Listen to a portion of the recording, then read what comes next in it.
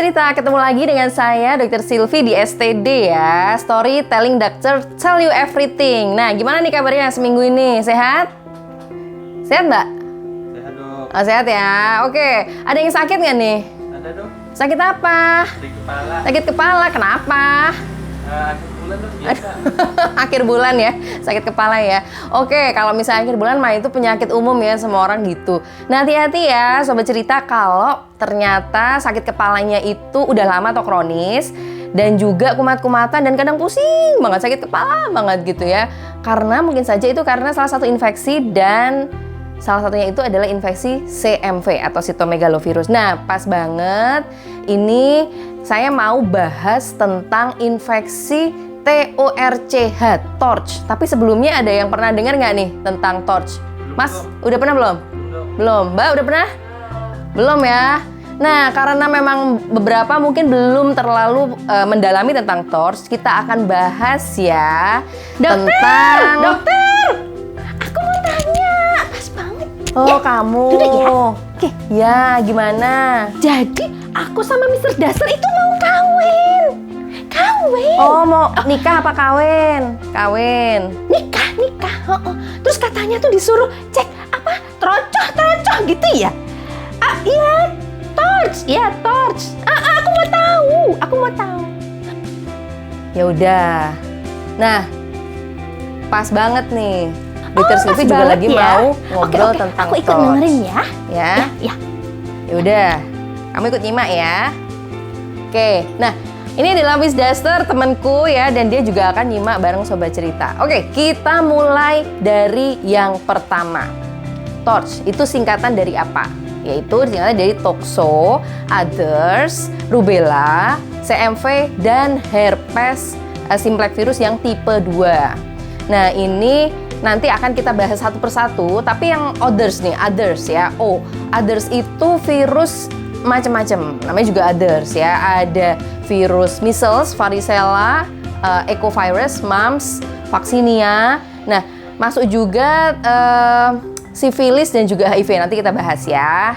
Oke, kita kupas satu persatu. Kamu ikut dengerin ya. Nah, yang pertama adalah toxoplasma. Toxo ini adalah penyakit yang bukan menular ke pasangannya tetapi bisa ditularkan ke keturunannya. Penyebab infeksinya adalah Toxoplasma gondii. Ini bukan virus, ini adalah parasit atau protozoa.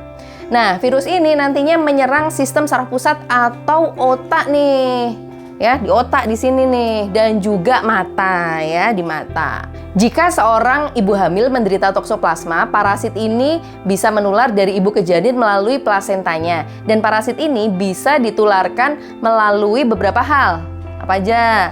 Yang pertama, bisa melalui daging yang terinfeksi. Jadi dimasaknya nggak mateng, terus dimakannya setengah mateng. Terus yang kedua, bisa juga dari buah dan sayur yang terkontaminasi dari kotoran binatang yang mengandung toxoplasma. Dan itu tidak dicuci dengan bersih ya. Nah, jadi ada beberapa binatang yang bisa membawa parasit ini. Salah satunya misalnya binatang piaraan nih, kucing. Jadi memang harus hati-hati dan ini nantinya bisa ditularkan ke janinnya. Masa inkubasi parasit ini sekitar 10-24 hari setelah si protozoa ini masuk ke dalam tubuh. Resiko janin ikut tertularnya pada trimester 1 itu 5-25% dan di trimester 2 itu 60-90%. Dan dampaknya tuh berbanding terbalik ya. Jadi maksudnya kenanya di semester 1 itu jauh lebih parah daripada kenanya di trimester 3 atau menjelang persalinan. Oh, kamu suka kucing? Ya. Ya, pastikan kucingnya itu sudah bersih atau bebas dari toxoplasma. Jadi kamu boleh mainan sama kucing. Dan pastikan habis mainan kucing atau bersihin pupnya cuci tangan ya. Nah, gitu. Oke, penyakit toxoplasma ini ditandai dengan misalnya nih ya, kebutuhan pada janin, kemudian kepala janinnya mengecil dari ukuran biasanya atau mikrosefal atau malah besar. Jadi hidrosefalus gitu ya. Nah, gejala lainnya nanti bisa dicek misalnya kejang, kemudian ada pembengkakan kelenjar air liur dan sebagainya. Biasanya tampak di usia bayi 1 tahun itu udah lebih kelihatan lagi gejalanya. Nah, semakin bagus, semakin cepat ditemukannya semakin bagus nih terapinya gitu ya. Amin, semoga nanti bayimu sehat-sehat saja. Ya? Ya udah ya. Dah, aku Ya mau jangan pergi periksa dulu, ini belum Aku mau selesai. Kamu periksa. duduk dulu ya. Tak belum lanjutin selesai. dulu yang Iya, berikutnya. Yang berikutnya yaitu other infection. Other infection ini atau TORCH ini sebenarnya muncul karena ditemukannya beberapa organisme yang bisa menimbulkan komplikasi pada janin. Jadi disingkat namanya TORCH. Nah, untuk yang O, others, yang saya bahas di sini sifilis dan HIV ya. Untuk selain itu sifilis dan HIV ada juga campak, cacar air, dan juga Zika virus. Untuk Zika apa nanti akan dibahas pada seri yang lain ya. Oke, nah yang pertama nih HIV. HIV ini menginfeksi semakin banyak perempuan karena mungkin juga laki-laki yang terinfeksi tidak segera memeriksakan dirinya. Jadi nanti penting banget untuk Mbak Mas nih yang mau nikah nih ya, kamu juga ya Miss Daster, itu harus cek juga HIV-nya dan juga sifilisnya nanti. Nah, pasien yang terinfeksi biasanya 15-40% bisa menularkan ke janinnya melalui plasenta atau saat hamil atau setelah hamil melahirkan atau habis itu disusui. Nah, ketiga hal itu bisa menularkan si virus ini. Tetapi kalau ini diobati dengan baik, maka angka penularannya bisa menurun sampai sekitar 2%. Ya, jadi tetap harus berobat. Dan penularannya ini semakin besar usia kandungannya, semakin kecil resiko penularannya. Nah, infeksi HIV ini meningkatkan kejadian gangguan pertumbuhan janin dan persalinan yang kurang bulan atau prematur gitu. Jadi ini memang harus segera diterapi.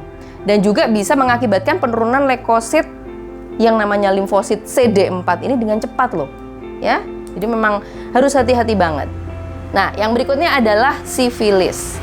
Sifilis atau raja singa ini disebabkan oleh bakteri Treponema pallidum. Penyakit ini ditularkan melalui kontak langsung nih ya, atau hubungan seksual antara laki-laki dan perempuan.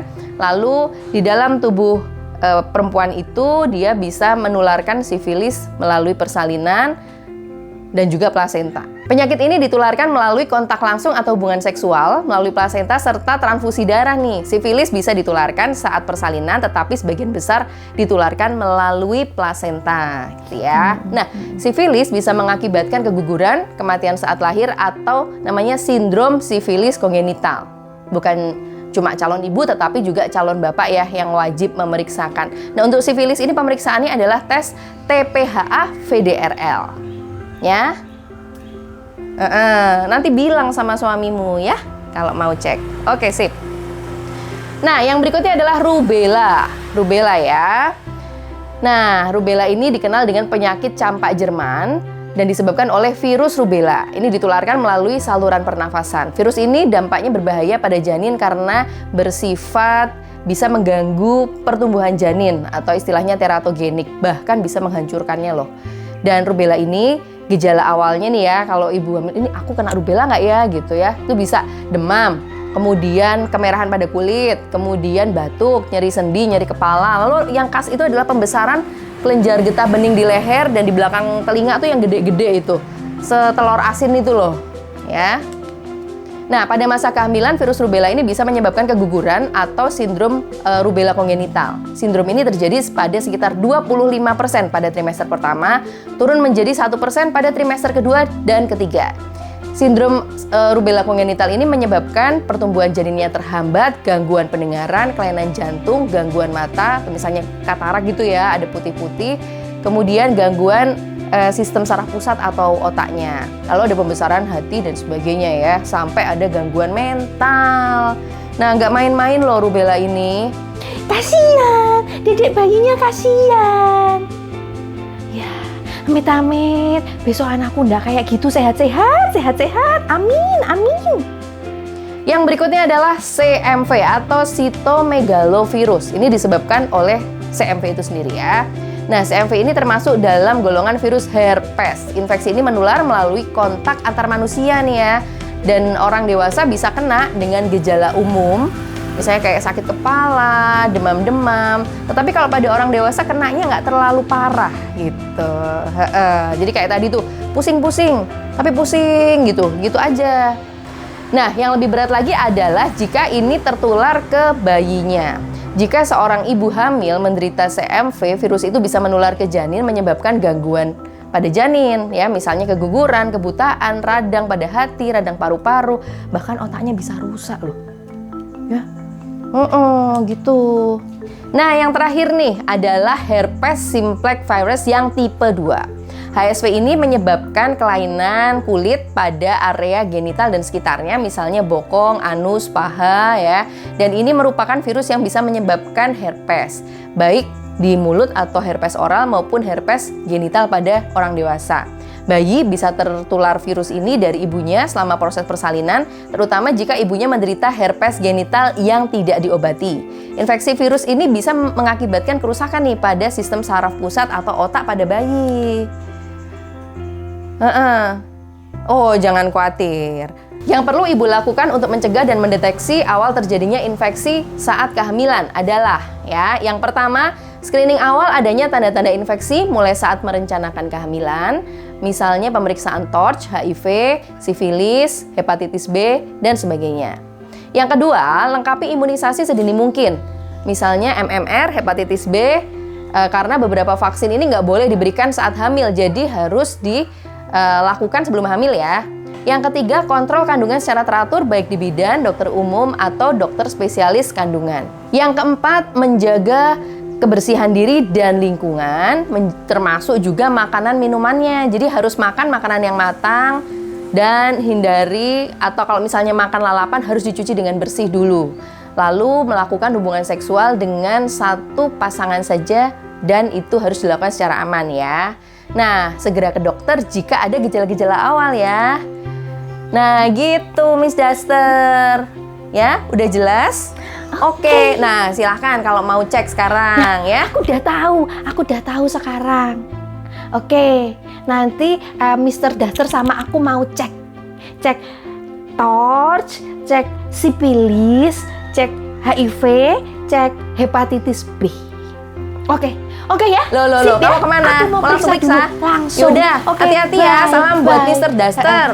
Oke. Subscribe ya. Ya, tak subscribe. Ya, dadah. Nah, buat Sobat Cerita juga, subscribe, like, share, dan komen ya. Dan kita akan ketemu lagi pada STD berikutnya. STD, tell you everything.